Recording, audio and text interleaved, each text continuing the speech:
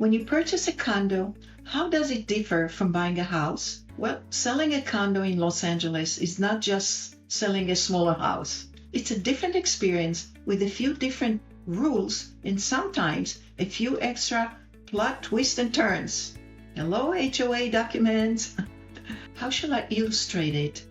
Well, if selling a single-family home is something like hosting a backyard barbecue, selling a condo is more like planning a dinner party in a shared building where everybody has an input, including the HOA.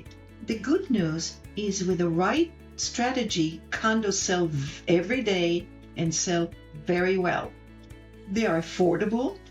There's somebody else who takes care of the daily minutiae, and they feel much safer for a lot of individuals.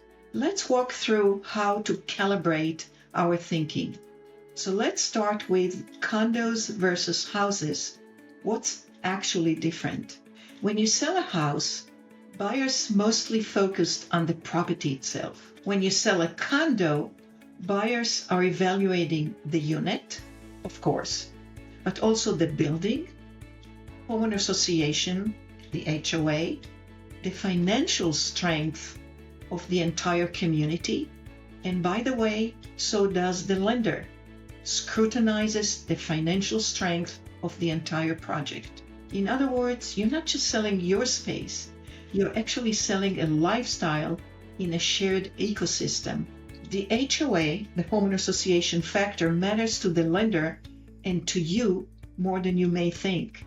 In some instances, this is where condo sales either glide smoothly or they can encounter road bumps.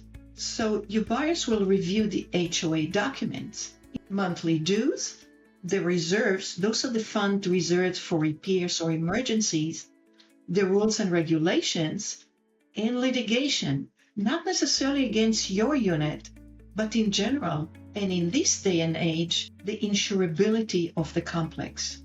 You see, lenders may decline financing in condos where there is either litigation or insufficient reserve funds. That means even if your unit is absolutely perfect, the building itself can impact whether the deal goes smoothly or needs more, shall we say, TLC. One of the things you can do ahead of time is get the HOA documents ready early, because waiting for the homeowner association information until you receive an offer can really cause an unpredictable delay and are one of the reasons condo escrows may stall.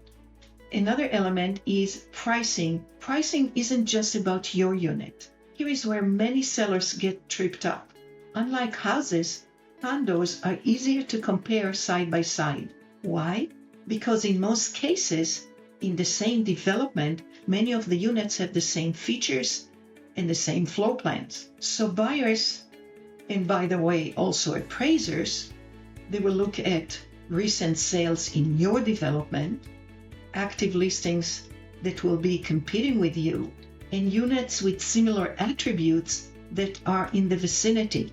Bottom line, overpricing really stands out fast.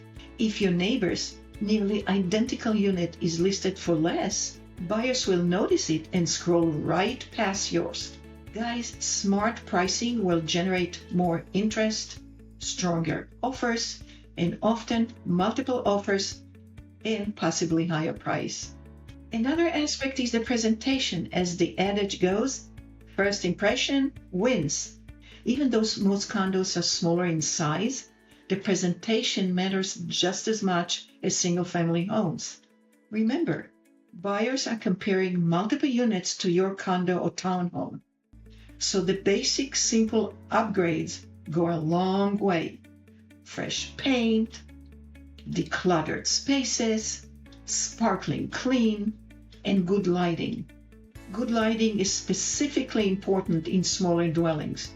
Condos can feel even smaller if they are darker.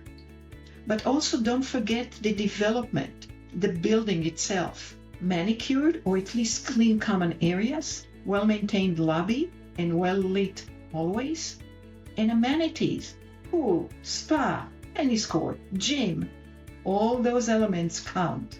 We're not just selling what's inside your front door. We are actually selling everything from the curb to the front door, and of course, beyond. Another aspect we briefly touched upon earlier is financing. That can be a little bit more complex. Why?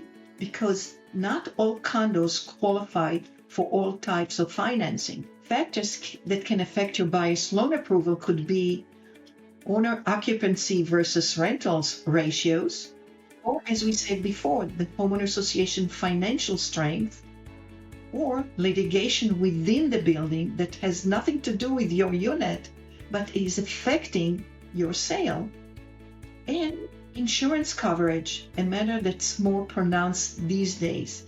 So if your buyer's financing falls through, your deal can hit turbulent times. This is why vetting buyers and their financing upfront is more critical. There's less room for creative financing in a development project. Condo buyers in LA tend to prioritize location and workability. Also, the HOA dues, the monthly cost, matters to many buyers. And amenities, parking, gym, security, pool, tennis court, beautifully landscaped walkways, and so on. A sleek kitchen is fantastic, but if the HOA dues feel high, or if the parking is limited, that's what sticks in the buyer's mind. Here's where you can get ahead of the curve. Is my HOA financially strong enough to support buyer's financing? Is my complex FHA or VA approved? How competitive is my building right now with similar buildings in the area? Another thing, are there upcoming assessments that could affect the buyers? So how do we position my unit against similar listings? And how do we avoid delays with HOA documents that the lenders will require? Because delays equates to lost momentum. Final thoughts, it's not harder, it's just more strategic.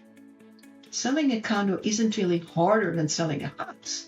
It just requires more layered strategy because you're selling a home, a building, and a community, and a financial ecosystem all at once. You get those aligned, and you're in a powerful position. Ready to sell your condo or townhouse the smart way, or just want to understand your options?